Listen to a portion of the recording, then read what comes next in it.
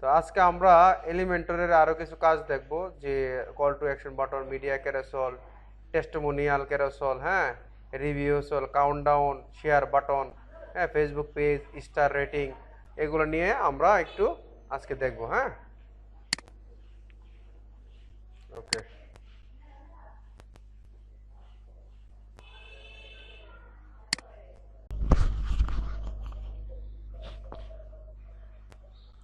ওকে, আমরা আমাদের এটাকে একটু ড্যাশবোর্ডে আমরা ঢুকি।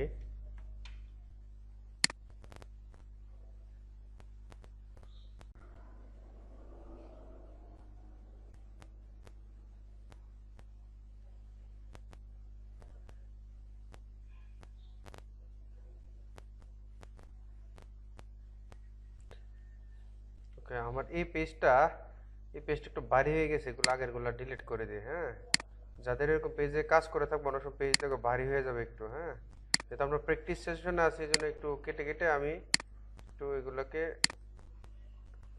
পাতলা করে দিই।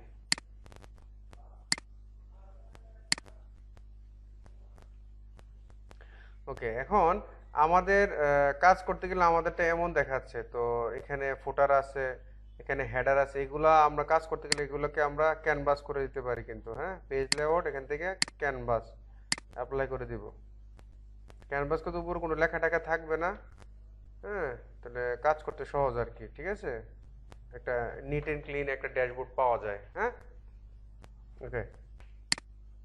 এখন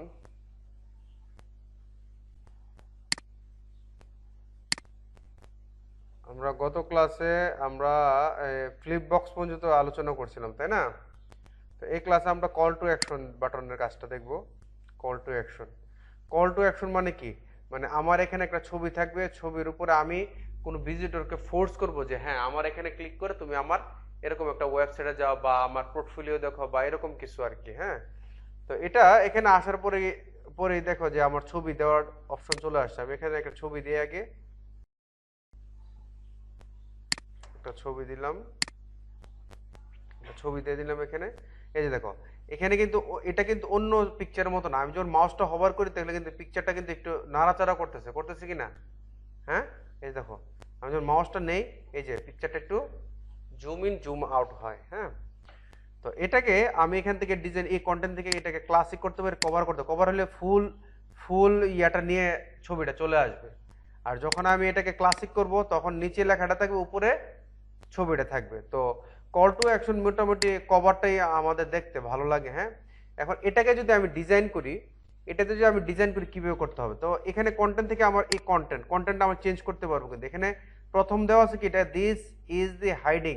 তো এই হাইডিংটা যদি আমি চেঞ্জ করে দিই, তাইলে এই যে আমি লিখলাম বাংলাদেশ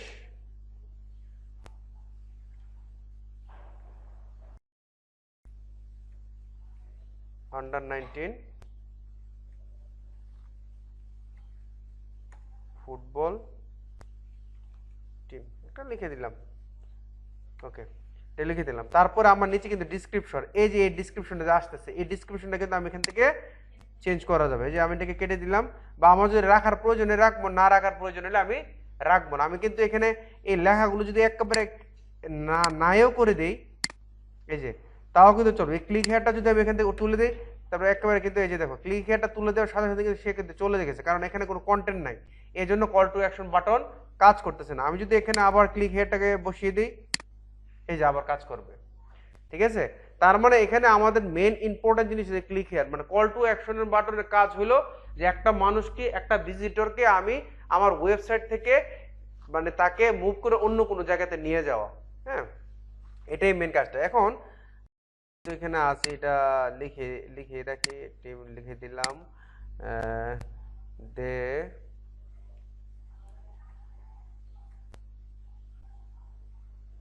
ওকে, এতটুকুই থাক। ডিসক্রিপশন যদি কারো লাগে লিখে দিলাম। হ্যাঁ, তো এখন এটা কিন্তু আমার ডিজাইন হয়ে গেল। আমি যদি ক্লিক হেয়ার চেঞ্জ করতে হবে, চেঞ্জ করতে পারবো কিন্তু। তারপর রিবন, রিবন জিনিসটা আসলে এখানে এটা এখন বোঝার দরকার নাই। হ্যাঁ, তো এখানে কন্টেন্ট গেলে এখন স্টাইলে আসার পরে কিন্তু আমি অনেক কাজ করতে পারবো এখানে। এই যে দেখো, আমার প্রথম হচ্ছে বক্স, আমি বক্স আসতে কিন্তু ইচ্ছা করলে এই যে হাইটটা বাড়াইতে কমাইতে পারবো। ঠিক আছে, হাইট আমার যতটুকু দরকার আমি ততটুকু নিতে পারবো। তারপর অ্যালাইনমেন্ট কিন্তু আমি এই যে দেখো লেখার অ্যালাইনমেন্টগুলো এখান থেকে কিন্তু চেঞ্জ করতে পারবো। হ্যাঁ, তারপর ভার্টিক্যাল পজিশনগুলো আমি মিডল দিতে পারবো, লেফট দিতে পারবো, টপে দিতে পারবো। ঠিক আছে, তারপর এখানে প্যাডিং আছে। প্যাডিং মানে কি আমাদের, প্যাডিং মানে কি মার্জিন এবং প্যাডিং কিন্তু বুঝেছিলাম। মার্জিনের কাজ কি আর প্যাডিং এর কাজ কি? মার্জিন কোথায় কাজে লাগে আর প্যাডিং কোথায় কাজে লাগে বলো তো? প্যাডিং হচ্ছে ভিতরে ভিতরে প্যাডিং দেওয়া যায়, স্পেস স্পেস দেওয়া যায়, আর মার্জিন হচ্ছে সে জায়গা ছেড়ে আসবে। ঠিক আছে, আমি এখন প্যাডিং দেব। প্যাডিং যদি চারিদিকে যদি আমি 20 দিই, কাজ করবে কিনা? 50 দিই, প্যাডিংটা কাজ করছে না। আমি এটাকে ক্লিক করি, এখন প্যাডিং দিয়ে দেখি তো। এই যে এখন প্যাডিং হচ্ছে, মানে একটু বেশি দিতে হবে আর কি। হ্যাঁ, তো প্যাডিং আমি দিতে পারবো এখানে। তারপর হচ্ছে আমার কন্টেন্ট, এই যে এটা হচ্ছে আমার কন্টেন্ট। এই কন্টেন্টের কিন্তু টাইপোগ্রাফি আমি এখান থেকে চেঞ্জ করতে পারবো, তাই না? টাইপোগ্রাফি আমি চেঞ্জ করে দিতে পারবো। তারপর এখান থেকে টাইপোগ্রাফিকে আমি টাইপোগ্রাফিতে এই কাজগুলো তো সবাই আমরা জানি কি না? এই বড় ছোট করা, তারপর এখান থেকে ফন্ট ওয়েট দেওয়া, transform, style, decoration, line height, line spacing, এগুলো সবাই তো আমরা জানি। এগুলো নিয়ে নতুন কিছু আর বলার নাই। স্পেসিং হলো এই কন্টেন্টের সাথে কতটুকু স্পেস হবে। ঠিক আছে, এই কন্টেন্টের সাথে এই কন্টেন্টে কতটুকু স্পেস হবে। তারপর ডিসক্রিপশনের কি হবে। আমি কিন্তু এখান থেকে কিন্তু আমরা এই যে কালারগুলো কিন্তু চেঞ্জ করে দিতে পারি, যে আমার নর্মাল কালারগুলো কি হবে। যদি আমি এখানে টাইটেল কালারটা যদি লাল করে দিই, এই যে টাইটেল কালারটা লাল হয়ে গেছে, বা টাইটেল কালারটা যদি আমি হলুদ করি, তাহলে টাইটেল কালারটা হলুদ হয়ে যাবে। তারপর ডিসক্রিপশন কালার, এই যে ডিসক্রিপশনটা দিচ্ছি, এই ডিসক্রিপশনের কালারটা কি হবে। তারপর এই বাটন কালারটা কি হবে। বাটনে যদি আমি লাল করে দিই, এই যে বাটনের লেখাগুলো লাল হয়ে আছে। ঠিক আছে, তো আবার এখানে এটা যাওয়ার পর আবার নিচে আছে বাটন। এই বাটনের আবার কিছু কাজ আছে। বাটনের সাইজটা কি হবে, স্মল হবে নাকি এক্সট্রা লার্জ হবে? লার্জ হবে। আমি যে এক্সট্রা লার্জে বাটনের সাইজটা বড় হবে। ঠিক আছে, বাটনের টেক্সট কালার তো আমার দেওয়া আছে। বাটনের ব্যাকগ্রাউন্ড কি হবে, আমি এই আকাশি একটা কালার দিই, এই যে এই কালারটা দিলাম। ঠিক আছে, তারপরে বাটনের বর্ডার কালার, এই যে বর্ডার কালারটা লাল হয়ে আছে, এই বর্ডার কালারটা যদি আমি ইচ্ছা করি অন্য কালার দিতাম, এই যে বর্ডার কালার কিন্তু অন্য কালার হয়ে গেছে। ঠিক আছে, যে কালো হলে কালো, যে কোনো একটা বর্ডার কালার আমি চেঞ্জ করে দিচ্ছি। এরপর বর্ডার উইথ, এই বর্ডারের মোটাটা কতটুকু হবে, এই যে দেখো বর্ডার দিলে এই যে মোটা হয়ে যাচ্ছে। তারপর বর্ডার রেডিয়াস আমি কতটুকু এটাকে, এই যে হ্যাঁ বৃত্ত আকার কিভাবে, মানে গোল বাটন করব নাকি স্কোয়ার করব নাকি একেবারে সমান স্কোয়ার করব। আমার মনে হয় এগুলো মনে হয় আর তোমাদের এই ডিজাইনগুলো সম্পর্কে তোমাদেরকে বেশি বলতে হবে না। হ্যাঁ, তারপরে যে হোভার ইফেক্ট, হোভার ইফেক্ট মানে কি, আমি যখন এটা ক্লিক করব সে এটা এই বাটনটা কি কাজ করবে, বা এই পুরোটা কি হোভার ইফেক্ট, গ্রো ইফেক্ট হচ্ছে। এই যে দেখো, মানে ক্লিক করার সাথে সাথে এটা সামনের দিকে আছে, গ্রো ইফেক্ট। এটাকে আমি যদি এই ইফেক্টটাকে এখান থেকে চেঞ্জ করে স্লাইড রাইট দেই, যখন দেখো এখন ক্লিক করার সাথে কি হয়, এই যে ভিতর থেকে চলে আসতেছে লেখাটা। হ্যাঁ,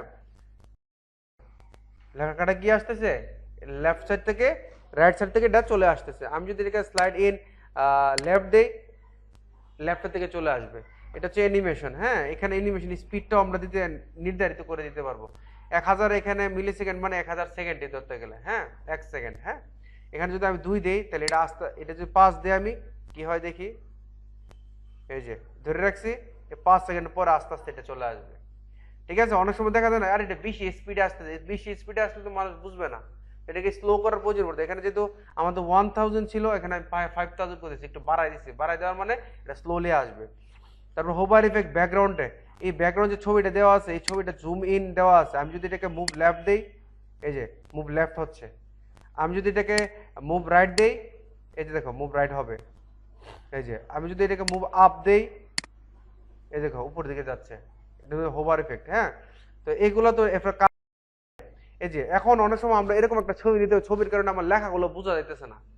ঠিক আছে, আমি এটাকে লেখাটাকে 1 সেকেন্ড করে এটাকে নান করে রাখি, যাতে আমাদের বুঝতে সহজ হয়। অ্যানিমেশনটা আমি ক্যান্সেল করে দিলাম। ঠিক আছে, ওকে। এখন ওভারলে জিনিসটা কি, ওভারলে জিনিসটা বুঝে, ওভারলে কিন্তু সব জায়গায় ইউজ করা যায়।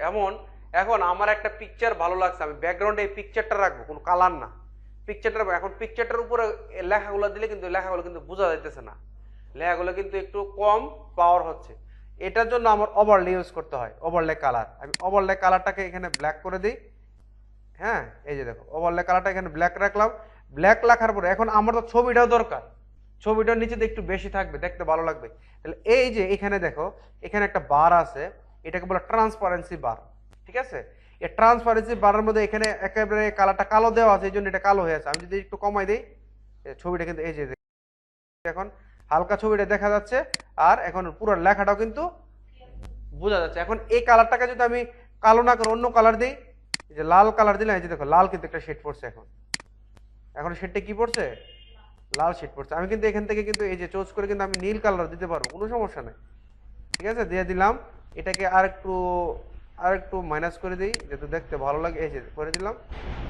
তো মূলত এইভাবে আমরা এই ট্রান্সপারেন্সি কাজগুলো করে থাকি। এখানে ব্লাইন্ড মোড এগুলো বেশি দরকার পড়ে না, ঠিক আছে? এই যে ব্লাইন্ড মোড মানে আমরা দেখি না অনেক সময় ছবি এডিট করতে গেলে বিভিন্ন রকমের কালার আসে, এগুলো এখান থেকে স্পেসিফিক ভাবে এগুলো ব্লাইন্ড মোড দিয়েও কিন্তু করা যায়। হ্যাঁ, এটা তোমরা প্র্যাকটিস করে করে দেখবা। ওকে, তো গেল এটা স্টাইলের কাজগুলো। আর কন্টেন্টের এখানে অ্যাডভান্সের কাজ, margin, padding, motion effect, max, border, background অন্যভাবে চেঞ্জ করা যায়, মোশন ইফেক্ট, এগুলো তো নিয়ে কাজ দেখাইছি আমি অলরেডি। ওকে, তারপর আমি চলে যাই ইয়াতে। তারপরে কল টু অ্যাকশন মানে মিডিয়া ক্যারোসেলের কাজটা কি? আমরা অনেক সময় অনেক ওয়েবসাইটের মধ্যে দেখি না যে পিকচার একটার পর একটা এইভাবে যাচ্ছে, এটা কিন্তু স্লাইডার দিয়েও করা যায়। কিন্তু আমরা এটা হচ্ছে মিডিয়া ক্যারোসেল মধ্যে আমার যদি এরকম 8-10টা ছবি থাকে, এই ছবিগুলো একটার পর একটা যাবে, স্ক্রল করবে। মূলত এই কাজটি এখানে দেখো অনেকগুলো, এখানে কয়টা ছবি দেওয়া আছে? 1 2 3 4 5টা আইটেম দেওয়া আছে। আমি যেগুলোতে এইভাবে ক্লিক করে ছবিগুলো দিয়ে দিব, ওই ছবিগুলো কিন্তু এখানে কাজ করবে। হ্যাঁ, এই যে একটা দিয়ে দিলাম আইটেম 1, আইটেম 2তে দিয়ে দিলাম, আইটেম 2তে এটা দিয়ে দিলাম, তারপরে আইটেম 3তে দিয়ে দিই এটা। এই দেখো আমি কিন্তু এখন 3টা আইটেমের ছবি কিন্তু এখানে দিয়ে দেওয়া হয়েছে, কিন্তু বাট এখানে পাঁচটার কারণে কিন্তু এগুলো খালি দেখাচ্ছে। আমি 5টা কিন্তু ইচ্ছা করলে কেটে দিতে পারি, কেটে দিই। ওকে, কেটে দেওয়ার মধ্যে কিন্তু এই 3টা কিন্তু এখন আমার, আমি যদি এখানে ক্লিক করি এটা কিন্তু স্ক্রল হবে। এই যে দেখ স্ক্রিন ক্যারোসেল, আমি এটা স্লাইড শো দেই, স্লাইড আকারে হয়ে যাবে, একটা করে হয়ে যাবে, স্লাইড আকারে চলবে। নিচে ছবিগুলো থাকবে আর উপরে একটা করে স্লাইড হতে যাবে। আমি যদি এটাকে ক্লিক করি এই যে এটা আসবে, আমি যদি এটাকে ক্লিক করি এটা আসবে। এটা হচ্ছে একটা ডিজাইনার কি, ঠিক আছে? আমি স্লাইড শো না দিই, আমি যদি কাট ফ্লো দেই, কভার ফ্লো দেই, এই যে কভার ফ্লো দিলে এগুলো একটু বাঁকা হয়ে হয়ে আসবে, ঠিক আছে? আমি যখন এখানে ক্লিক করবো এই যে দেখো একটু বাঁকা হয়ে, মানে একটা ডিজাইন হয়ে আর কি, ঠিক আছে? আর আমি যদি এটা ক্যারোসেল দেই তাহলে ছবিগুলো সোজা থাকবে, ক্যারোসেল আকারে আসবে, ঠিক আছে? ওকে, আর এখান থেকে তো এই যে ইফেক্ট পার স্লাইড হবে নাকি ফেড হবে, এই যে ফেড দিলে এটা নিচের থেকে চলে আসবে, ফেড ইন হবে, ঠিক আছে? তারপর এটাতে স্লাইডে আকারে থাকো, কিউবও দেওয়া যায়, এই যে কিউব হলে তা এখান থেকে আমার স্লাইড পার ভিউ, হ্যাঁ প্রতি স্লাইডে আমার কয়টা করে হবে? ডিফল্ট আছে, আমি যদি 3টা দিই 3টা করে হবে প্রতি স্লাইডে। আমি যদি এখানে 4টা দিই 4টা করে হবে প্রতি স্লাইডে, যেহেতু 4টা আমার নাই 4টা এখন হবে না। হ্যাঁ, আমি 3টা করে রাখি। স্লাইড টু স্ক্রল কয়টা করে হবে? একটা করে হবে নাকি 2টা করে? আমি যদি একটা করে দিই এখানে একটা করে স্ক্রল হবে, ঠিক আছে? তবে এখানে হাইট এবং ওয়েটটা কিন্তু আমি ইচ্ছা করলে এই যে বাড়া দিতে পারবো, কমা দিতে পারবো, ঠিক আছে? মানে এগুলো হচ্ছে নিজেদের প্র্যাকটিসের ব্যাপার, ঠিক আছে? আমি প্র্যাকটিস করে করে দেখবো যে এখানে আমার চেঞ্জটা কি আসতেছে, ঠিক আছে? আমি চেঞ্জটা দেখবো, চেঞ্জটা কি আসতেছে। এই চেঞ্জগুলো দেখে দেখে কিন্তু আমরা প্র্যাকটিস করে করে কিন্তু শিখতে পারবো। এটা হচ্ছে পেজিনেশন, এটা হচ্ছে অ্যারো, এই যে অ্যারোগুলো দেওয়া আছে, শো আছে, এটা যদি আমি হাইড করে দিই এই যে এই অ্যারোগুলো চলে যাবে এখানে, এই যে অ্যারোগুলো কিন্তু চলে গেছে। আবার যদি দেই এটা অ্যারো আসবে। তারপর এই যে নিচে ডটগুলো আমি যদি এখানে ডট না দিয়ে ফ্র্যাকশন, এই যে দেখো পেজ 1 2 3 3টা ছবি আছে, 3টা আছে, ফ্র্যাকশন দিচ্ছি। আমি যদি প্রগ্রেস বার দেই, প্রগ্রেস বার এখানে কাজ করতেছে না, যাই 2টা কাজ করে ডট দিলে ডটের হিসাবে আসবে, আর পেজ নাম্বার দিলে পেজ নাম্বার হিসাবে। আর এগুলো যে অ্যানিমেশন ট্রানজিশনগুলো কতগুলো স্লোতে হবে নাকি স্পিডে হবে, অটো প্লে হবে নাকি অটো প্লে ছাড়া হবে, এগুলো এখান থেকে কি করা যায়? সিলেক্ট করা যায়। তারপর আমাদের এই ইমেজগুলো ফুল থাকবে নাকি কোনো সাইজ আমরা করে দিব, নির্দিষ্ট সাইজ আমরা করে দিতে পারবো, ঠিক আছে? কাস্টম সাইজও করে দিতে পারবো। ইমেজটা ফিট হবে নাকি কভার হবে, কন্টেন্ট হবে, ঠিক আছে? এটাই কিন্তু এখান থেকে আমরা করতে পারবো। কভার দিয়ে সবসময় মোটামুটি কভারে দিয়ে মানুষে, হ্যাঁ তো এখান থেকে তো আমাদের স্টাইলগুলো আমরা এখান থেকে কালার, রেডিয়াস, এগুলো আমরা এখান থেকে নেভিগেশন, লাইট বক্স এগুলো করে নিতে। লাইট বক্সটা আমি একদিনকে কিন্তু দেখাইছিলাম যে লাইট বক্সটা থাকলে, লাইট বক্সটা যদি অন করা থাকে, আমি ক্লিক করার সাথে সাথে ছবির নিচে একটা কালো পর্দা পড়ে যাবে, ছবিটা সুন্দর করে দেখাবে, এটাকে ঠিক আছে। তারপর এখানে তো আমাদের ডিজাইনগুলো তো আগের মতোই, এই যে দেখো ব্যাকগ্রাউন্ড, বর্ডার, মাস্কিং, এগুলো মার্জিন পেডিং, এটাও কিন্তু একই রকম আছে। হ্যাঁ, ওকে। তাহলে মিডিয়া ক্যারোসেল গেল। মিডিয়া ক্যারোসেল তো টেস্টিমোনিয়াল। টেস্টিমোনিয়াল জিনিসটা কি, কারো কি ধারণা আছে টেস্টিমোনিয়াল কাকে বলে? এখন মনে করো আমার একটা ওয়েবসাইট বা তোমরা আমার স্টুডেন্ট, ঠিক আছে, এটা হচ্ছে আমার একটা বিজনেস প্রতিষ্ঠান, ঠিক না? এখন এটা আমার বিজনেস, এটা প্রতিষ্ঠান। এখন তোমরা যে কোন স্টুডেন্টে একটা রিভিউ দিলা যে হ্যাঁ এই আইটি সেন্টারটা ভালো, এই আইটি সেন্টার আমি শিখছি, এই আইটি সেন্টারে খুব ভালোভাবে ক্লাস করা এই আছে, এরকম একটা দিলা। তাহলে এই এরকম একটা কিছু কিছু কমেন্ট আমাদের স্টুডেন্ট ভালো লাগবে। ভালো লাগে কি করব আমরা, এখানে তার লেখাগুলো আমরা এখানে দিয়ে দিব, ঠিক আছে, লেখাগুলো এখানে দিয়ে দিব, তার নামটা দিয়ে দিব, সে আমাদের স্টুডেন্ট, তার ছবিটা একটা ছোট করে ছবি দিয়ে দেবো। জিনিসগুলো কিন্তু এখানে দেওয়া হয়। হ্যাঁ, এই সেমগুলো কিন্তু এখানে দেওয়া হবে। ওকে, এটা ধরতেছে না কেন?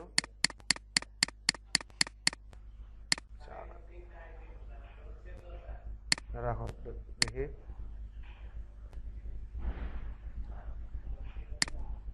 ওকে, মিড ক্যারোসেল, হ্যাঁ, টেস্টিমোনিয়াল, হ্যাঁ হ্যাঁ ঠিক আছে, রাইট। তো এখানে আমরা আমাদের এটাতে দেওয়া আছে যে আমার ইয়াটা দেওয়া আছে, যে দেখো এখানে যে আমি যা লিখবো সে কিন্তু এটা পাবে এখানে, এই যে পাইছে কিন্তু। তারপরে দ্বিতীয়ত দেওয়া আছে তার ছবি, যে কোনো একজন একটা ছবি দিয়ে দিলাম এখানে, মনে করো বাংলাদেশের ছবিটা দিয়ে দিলাম আমি, এই যে বাংলাদেশের ছবিটা চলে আসছে।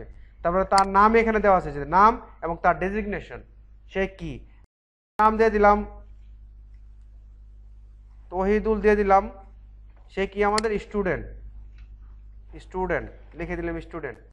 এই যে দেখো এখন কিন্তু এখানে কিন্তু তিনটা কিন্তু স্লাইডিং হচ্ছে। আমি কিন্তু ইচ্ছা করলে যদি এখান থেকে যদি একটা কেটে দেই, দুইটা কেটে দেই, কিন্তু একটাই কিন্তু থাকবে, ঠিক আছে। বাট আমি এখানে দুইটা কেটে দিই একটু বোঝার জন্য, তিনটে থাকলে স্লাইডিং হবে, এটা বুঝে রাখো তোমরা।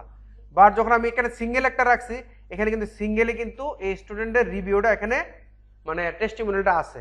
এখন এই টেস্টিমোনিয়ালটা কিন্তু এখান থেকে বিভিন্নভাবে ডিজাইন করা যাবে, এগুলো তোমরা করে নিও ডিজাইন, ঠিক আছে। সেম জিনিস, এগুলো বারবার দেখায় সময় নষ্ট করার কোনো মানে নাই। তারপর হচ্ছে আমার হচ্ছে এখানে হচ্ছে রিভিউ জিনিসটা কি, রিভিউ জিনিসটা সেম, রিভিউটা হচ্ছে এটা সেম, একই কাজ। রিভিউ এবং টেস্টিমোনিয়ালের কাজ কিন্তু মোটামুটি সেমই থাকে, কিন্তু রিভিউটা আসছে আমার এখানে এই ডিজাইনে আসছে, আর টেস্টিমোনিয়ালটা এই ডিজাইনে আসছে, ঠিক আছে। তো দুইটার কাজ একই, যে দেখো এটাও কিন্তু আইটেম অনুযায়ী, ঠিক আছে, এটাও কিন্তু এইভাবে আমরা চেঞ্জ করতে পারি। হ্যাঁ, তারপর হচ্ছে আমার testimonial table of content. Table of কন্টেন্টটা কিসের কাজে লাগে বলো তো, কে বলতে পারবা? আমরা অনেক সময় আমাদের বইয়ের মধ্যে দেখি না যে সূচিপত্রটাকে কিন্তু ইংলিশে টেবিল অফ কন্টেন্ট বলা হয়। আমার কোথায় কোন পেজে কি কি আছে এগুলো দেওয়ার জন্য টেবিল অফ কন্টেন্ট ব্যবহার করা হয়। এই যে টেবিল অফ কন্টেন্ট আনলাম, আনার পরে দেখবা যে এই যে দেখো এখানে আমাদের আগে থেকে ফুটবল টিমে একটা লেখা ছিল বিদায়, সে অটোমেটিকলি চলে আসছে। আমরা যদি এখানে আরো যদি টেবিল অফ কন্টেন্ট বাড়াতে চাই, আমরা কিন্তু বাড়াইতে পারবো এখান থেকে, ঠিক আছে। এই যে টেবিল অফ কন্টেন্ট ক্লিক করে দিলাম, যে চলে গেলে এখান থেকে 1 2 3 4 5 6 পেজ নাম্বার পর্যন্ত আমরা দিতে পারবো টেবিল অফ কন্টেন্টের মধ্যে, ঠিক আছে। তো এখানে এডিশনাল অপশন নাম্বার আছে, বুলেট পয়েন্ট আছে, যে আমি যদি নাম্বার দিই নাম্বার আসবে, বুলেট পয়েন্ট দিলে সে বুলেট পয়েন্ট আকারে আমাকে কি করবে, শো করবে, ঠিক আছে। তারপর এডিশনালে আরো কাজ আছে, দেখো এখানে র‍্যাপ টেক্সট করা যায়, মিনিমাইজ বক্স করা যায়, বক্সটাকে আমি মিনিমাইজ করতে পারবো, এখানে প্রত্যেকটা জায়গাতে আমি আইকন ইউজ করতে পারবো, ঠিক আছে। আমি যদি এখান থেকে যদি একটা আইকন ইউজ করি, দেখি তো হয় কিনা, আইকন লাইব্রেরিতে এটা ইউজ করে দেখি তো, এটা যে এই যে টেবিল অফ কন্টেন্ট, এই যে এই জিনিসটাকে ইউজ করা হয়েছে। হ্যাঁ, এটা যদি আমি এই যে ডাবল ইউজ করি, তাহলে এটা ডাবলে আসবে কিন্তু, এই যে দেখ ডাবল, হ্যাঁ, এই যে আবার দিয়ে দিলাম, হয়ে গেল। তো এগুলো আসলে মোটামুটি আমাদের ক্লিক করে করে প্রত্যেকটা জিনিসের কাজ, যতদিন পর্যন্ত প্রত্যেকটা জিনিস আমরা না বুঝবো ততদিন পর্যন্ত কিন্তু আমরা ভালো একজন ওয়েব ডেভেলপার হতে পারবো না। ঠিক আছে, এই জন্য আমরা সবসময় চিন্তা করব যে আমরা প্রত্যেকটা কাজ করতে গেলে আমরা প্রত্যেকটা কাজ কি হচ্ছে এটা দিয়ে কাজ কি। তারপর এখানে তারপর আছে কাউন্টডাউন। এই যে কাউন্টডাউনের কাজটা কি? কাউন্টডাউনের কাজটা হচ্ছে অনেক সময় দেখা যায় যে আমরা বিভিন্ন ওয়েবসাইটে যে আমাদের অফার চলতে থাকে, যে আমাদের এই অফার এত ঘন্টা বাকি আছে, এত দিন বাকি আছে, এত মিনিট বাকি আছে, মিনিটগুলো কমতে থাকে বাড়তে থাকে। তো এই জিনিসগুলো এইভাবে দেওয়া যায় এখান থেকে। হ্যাঁ, এই যে দেখো এখানে দেওয়া আছে 30 দিন 23 ঘন্টা 39 মিনিট। আমি যদি এটাতে সিলেক্ট করতে চাই এখান থেকে কিন্তু করে দিতে পারবো। এই যে ডেট, আমি যদি ডেটটা 28 তারিখে দেওয়া আছে 30 দিন, ঠিক না, জানুয়ারি 28 পর্যন্ত, আমি জানুয়ারি 5 তারিখ পর্যন্ত দেবো। সিলেক্ট করলে কয়দিন আসছে এখন? 7 ডেজ আছে। তারপর ডিউ ডেট, আমাকে এবার গ্রিন টাইমার হবে নাকি ডিউ ডেট হবে? এবার গ্রিন টাইমার মানে সে একদিন বা 2 দিন সময় থাকে এবার গ্রিন টাইমার। আর যদি ডিউ ডেট, আমি যদি ডিউ ডেট দেই তাহলে সে 7 ডেজে সে আসবে। ঠিক আছে, তারপরে ভিউ, এটা ব্লক হিসাব হবে না ইনলাইন হিসাব হবে? ইনলাইন দিলে এলোমেলো আসবে, আবার ব্লক দিলে এটা একই সিরিয়ালে সুন্দর করে আসবে। এখানে আমি কি কি শো করতে চাইতেছি, ডেট, আওয়ার, মিনিট, সেকেন্ড।